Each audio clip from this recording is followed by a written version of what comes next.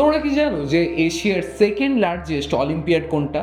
সেটা হচ্ছে crest olympiad. আর এই ক্রেস্ট অলিম্পিয়াডটা তোমাদের জন্য কেন ইম্পর্টেন্ট আজকে আমি সেটা শেয়ার করব। প্রথমত বলে দিই যে কোন কোন সাবজেক্টের ওপরে এই অলিম্পিয়াডটা হয়। এই অলিম্পিয়াডটা হয় science, English, maths, reasoning, cyber and স্পেলবির ওপর। এবার বলে দিই যে কি কি মোড অফ এক্সাম আছে এটার ক্ষেত্রে। অনলাইন আছে এবং অফলাইন দুটোই আছে, অ্যান্ড এটা কিন্তু ইংলিশে কন্ডাক্ট করানো হয়। তার সাথে আমি একটুখানি কোয়েশ্চেন পেপারের প্যাটার্নটা বুঝিয়ে দিই। কোয়েশ্চেন পেপারটা দুটো সেকশনে ডিভাইডেড। প্রথম সেকশন যেটা থাকে সেটা হচ্ছে প্র্যাকটিক্যাল সায়েন্স। প্র্যাকটিক্যাল সায়েন্সে 40 কোয়েশ্চেন্স থাকে, 1 মার্কস ইচ। আর সেকেন্ড সেকশন যেটা আছে সেটা হচ্ছে অ্যাচিভার সেকশন, সেখানে 10 কোয়েশ্চেন্স থাকে, 2 মার্কস ইচ। তাহলে এই এক্সামটা দেওয়াটা এতটা ইম্পর্টেন্ট কেন?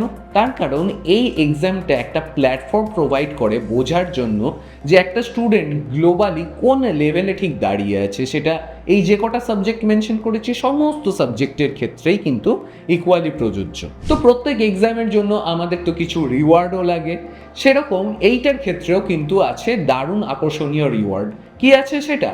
সেটা যদি গ্লোবালি প্রত্যেকটা সাবজেক্টে যারা টপ 3-তে আছে তারা পাবে একটা স্পেশাল অ্যাচিভার্স ট্রফি। এছাড়াও যারা গ্লোবালি টপ 10%-এর মধ্যে র্যাঙ্ক করতে পারবে ফ্রম ইচ সাবজেক্ট তারা কিন্তু গোল্ড, সিলভার অ্যান্ড ব্রোঞ্জ মেডেলও পাবে। এই এক্সাম সম্বন্ধে যদি আরও ডিটেলসে জানতে হয় তাহলে আমাদের কমেন্ট সেকশনে জানাও কি জানতে চাও, আর চ্যানেলটাকে অবশ্যই ফলো করতে থাকো।